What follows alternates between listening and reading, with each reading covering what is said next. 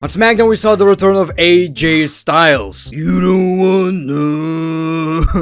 I'm so happy to say he's a babyface. AJ Styles is a good guy. Everybody looks at the Intercontinental Championship title scene and says, why can the US title division feel that important too? Well, the addition of AJ Styles definitely adds that importance, but maybe we're celebrating too early. It appears AJ Styles already got injured, and it's one of these moments where you're watching and you're like, please be a work. Please be a work. But I'm not sure whether it's real or not. I mean, lately WWE are pretty good at fooling us when it comes to this. We had so many segments involving the injury like it's a storyline. And here's another thing. Typically, when a wrestler gets legit injured, the referee throws an X sign to indicate the injury is real and not part of the kayfabe. So look, maybe wishful thinking, but I believe the reason AJ Styles got injured, hopefully, these bunny ears are, you know, a sign of hope. Maybe he had an injury angle to make sure Carmelo gets the US Championship opportunity by beating AJ Styles without actually beating AJ Styles. I mean, look at this. It's gotta be work, right? Tell me it's a work. I mean, Carmelo even bragged on social media. Look, it's one of these cases where I'm so happy to see AJ Styles back. I've been watching him since I was a teenager, right? So it's one of these superstars like Randy Orton, Edge, these veterans, these kinda comfort wrestlers who I don't take for granted anymore. I appreciate every single segment, I appreciate every single match, and you never know when is the last AJ match, Edge match, Randy match, Christian match. So when it comes to this injury, this angle, Triple H, don't play with us like that. We don't like that. In general, a banger episode of SmackDown. So welcome back to the channel, ladies and gentlemen. This is your boy, The Great on Hollywood, Great on SC, on Joe Rogan's podcast. Make sure to subscribe. He already subscribed and he told me he loves my videos. Why aren't you subscribed? Now, before we jump into greatness of SmackDown, this video is sponsored by Wrestling GM, the best wrestling simulation game out there, where you can fantasy book any dream match or situation within the game. For example, you can recreate the Drew McIntyre vs. CM Punk feud, or pick a star and make sure he becomes the next big star, like Stone Cold Steve Austin. In Wrestling GM, you can create your own wrestling universe, company, wrestlers, championships, and even in-depth characters such as managers and commentators. One of the best things about Wrestling GM is that you can upload custom photos and avatars to recreate in real-life situations and give them custom backstories. You can literally have real wrestlers in the game. In the end, we all know being a booker is all about competition. So in Wrestling GM, you compete against AI companies in a viewership war to see who puts on the best show for the fans. People, Wrestling GM is available on the App Store and Google Play Store, so make sure to download the game by using the link in the description below. Okay, so this is a go home SmackDown. Go home Raw was amazing, and this show was great too. I like what WWE are doing. We criticize maybe 5 matches per pay-per-view are not enough, but at the end of the day, if that's the stuff we're going to get on go home shows, I don't know if we should complain. You look at some of these matches and feel like, okay, this could have been on a pay-per-view. This literally could have been on the premium live event. But should we really complain that we got a banger episode of weekly WWE television? I don't know. The show kicks off with Hardy. Okay, so this is something you didn't know about me.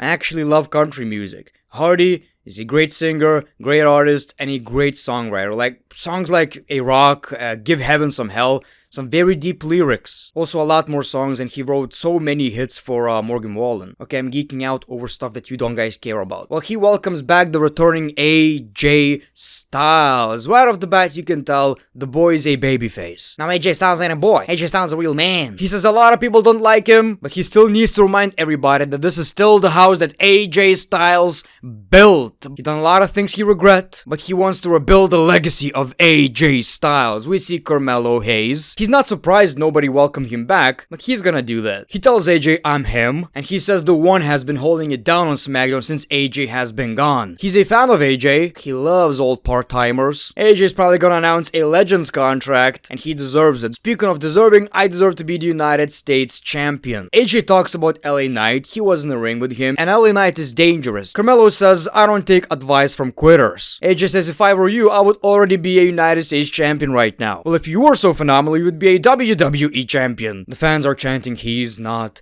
him. Who's him? Why him?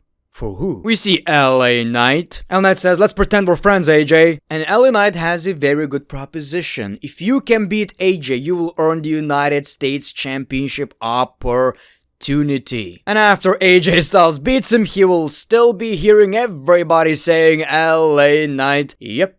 So, really like this promo. Again, Carmelo Hayes getting involved with these absolute legends, these big talent. Love to see it. And again, I don't take AJ Styles for granted, so I miss him. And I love the fact that I felt like this is the 2016 version of AJ Styles. It's really hard to boo AJ, in my opinion.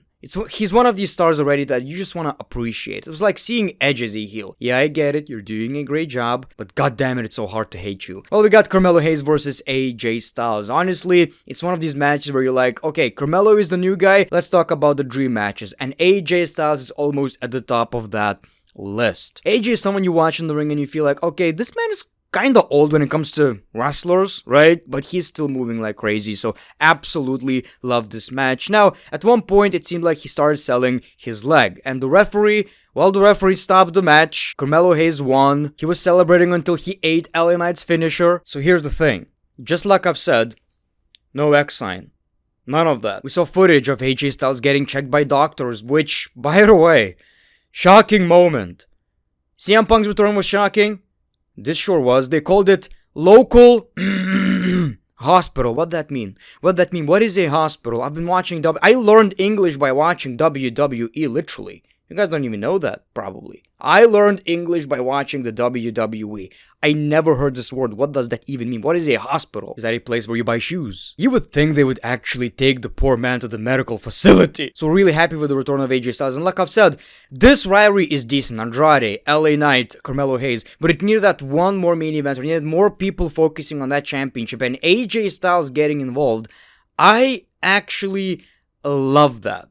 And I wouldn't complain if we would see a babyface versus babyface, AJ versus LA Knight match, because these two really have great chemistry, actually. And this is not a diss at LA Knight. I mean, he's a great champion. I appreciate that he's a champion. Just the fact that he won the title, I love that. I'm just saying we need, like, established stars chasing the championship. We saw a dumpster match. Chelsea Green versus Michin. And look, maybe a hot take. Loved it. Absolutely loved it.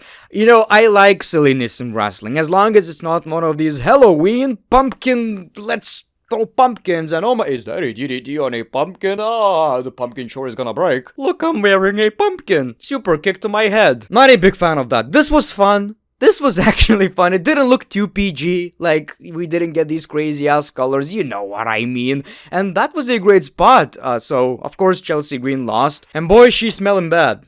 Chelsea smelled bad, and everybody told her how bad she does smell. Does my cake smell? Do my balls smell? No, it's Chelsea Green. Did I shower today? Why do I smell? No, it's Chelsea Green. She be smelling. To the point where Carmelo Hayes says, well, I beat AJ, right? I deserve the opportunity. You really call that a victory? It still smells in here. And she left like a minute ago. Michin is getting a lot of W's lately. She does have the unique look, so I'm not gonna complain about that. A lot of times wrestling fans complained about WWE always relying on the 4 horsewomen, and lately we're seeing a lot more women's talent who are getting some opportunities, and we just gotta appreciate that. We see Bayley talking about her WWE Women's Championship opportunity. Of course, Nia interrupts. Say it straight to my face. And Bayley was kind of spitting. You don't understand the significance of the title, the importance of it. I grew up wanting to be a champion like Molly Holly, Victoria, Beth Phoenix, Natalia, Trish, and Lita. They made a title look larger than life. Funny she didn't mention the bra and panties matches. She also acknowledged that Nia Jax is abusing Tiffany Stratton, she's using her. So Tiffany got angry, and Bayley was just spitting. She called her a bitch. At least Nia is dominant, right? So we got a fight, right? Bayley ended up being on top, and Tiffany teased a cash-in again. Obviously she didn't do it,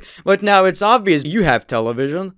You have Hulu? Do you have Hulu or something? Because you can actually, you know, rewind it and watch the moment. Maybe she did, because she said, maybe you should actually focus on the WWE World Championship and not this one, because the world title is the one that you can actually win. And tell me you're not gonna betray me. Obviously, you're my queen. Okay, I already made my predictions video, but this makes me believe we might get a cash-in. I don't know. Maybe WWE might feel it's too early. I don't know. Would I complain? Not necessarily. Even though I love Nia. Oh my god, I love Nia. We also got Tiffany versus Naomi. It's one of these matches where like, okay, so this is a Money in the Bank holder. Maybe she shouldn't lose that much. Naomi, on the other hand, lost so many matches and it doesn't make any sense at this point. The match was alright, but, you know, Tiffany lost. I get it. Naomi won the match, which makes sense. And Tiffany is not losing anything really. Typically in the WWE, whenever you have a Money in the Bank briefcase, you lose a lot.